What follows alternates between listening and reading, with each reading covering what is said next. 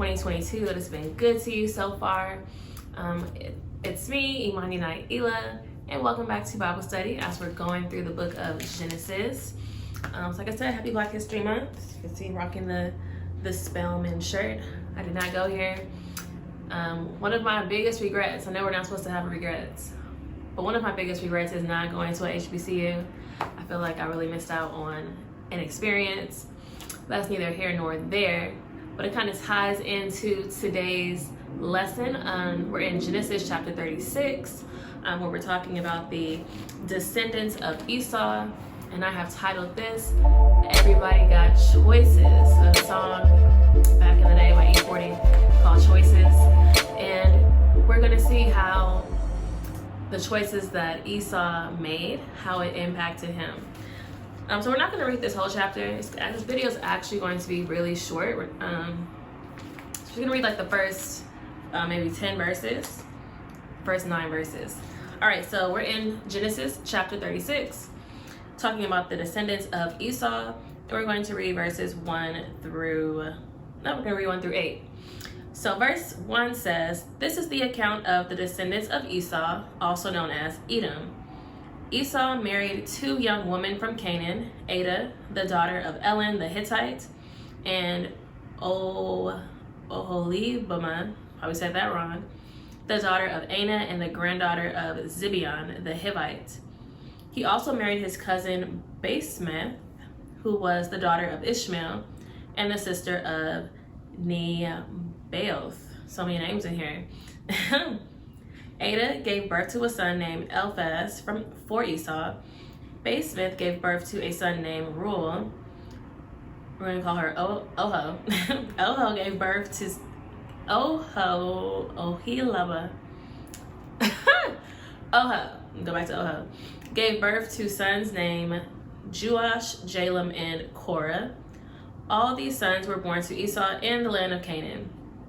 Esau took his wives, his children, and his entire household, along with his livestock and cattle, all the wealth he had acquired in the land of Canaan, and moved away from his brother Jacob. There was not enough land to support them both because of all the livestock and possessions they had acquired. So Esau, also known as Edom, settled in the hill country of Seir. All right, so that's all we're going to read from chapter 36. But let's focus in on the first 3 verses where they talked about his wives. So Esau married women from Canaan. He married one who was a Hittite and one who was a Hivite. And this is actually a big deal. In chapter 27 and chapter 28, that his mom talked about, Genesis 27, verse 46, Esau's mom, Rebecca, it says, "Then Rebecca said to Isaac, I'm sick and tired of these local Hittite women. I would rather die than see Jacob marry one of them." And then in chapter 28, verse 1, Isaac is telling Jacob, giving him instructions for who to marry, and he's telling him not to marry a Canaanite woman. So although they were focused on Jacob with these qualifications for marriage, they did not want their family to intermarry with these pagan nations, with the Canaanites, with the Hittites, the Hivites. And that's exactly what Esau did. So at this point in time, Jacob already left. He was angry with his brother. He was bitter with him. So that probably led to the choices he made in picking a wife. But then we see his third wife was, kin. That was his relative. So that's kind of like him trying to, I guess, reconcile or make a better choice. It's like, I know my first 2 wives were not who you all would have picked for me. It went against what we believed in. But for his third wife, he married within the family, which is what Isaac instructed Jacob to do, to go back to the land of their relatives to find a wife. So I just find that interesting. And then in the last few verses that we read, in verse 6 through 8, we see this that Esau and Jacob at this point had already reconciled. They made peace with one another.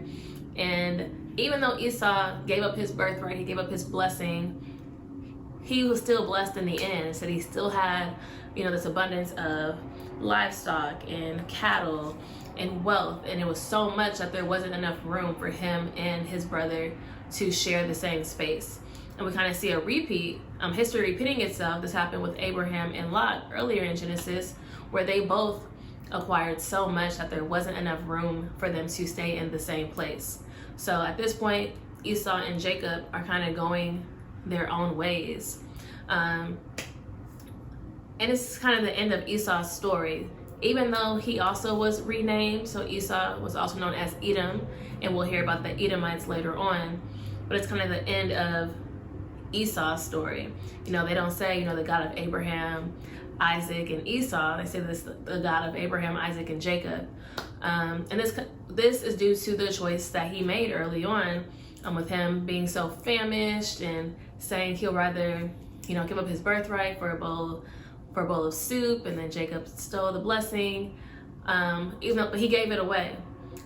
So I guess my biggest takeaway for us from just these few verses in chapter 36 is just the power of choice, the power of decision making, and how it can have a long-term effect. As this comes to the end of Esau's story, even though we do hear about the Edomites later on, we hear that as the Israelites are making their way to the promised land, God tells them not to bother the Edomites because they're relatives, and the Edomites did not allow the Israelites to go to their land, so they still had this kind of tension and became enemies. And we can see that this is rooted in the tension that Jacob and Esau have with one another. But at the end of the day, in taking ownership, it was Esau's decision making that led him to this point. And even in poor decision making, God was still faithful and still blessed him. And this really just makes me wonder, it makes me think, like, what would have came of Esau's story if he hadn't made the choices that he did? So as we wrap up with Genesis 36, I really wanted to challenge us, and I'm talking to myself as well, to challenge us to be more intentional and to be spirit-led in our decision-making, especially in moments of weakness, especially in moments when we're feeling vulnerable or tired or irritated. Those are the moments where we really need to lean on God in our decision-making, because we don't want to make decisions that have, long-term impact. Even though God is faithful and he is good and he does redeem, we don't want to forfeit anything that God has for us because of the decisions that we make. So that is my takeaway from Genesis 36. Everybody has choices, so let's lean on God to make sure we are making the right ones. Jesus loves you, I love you, and I will see you soon for Genesis 37.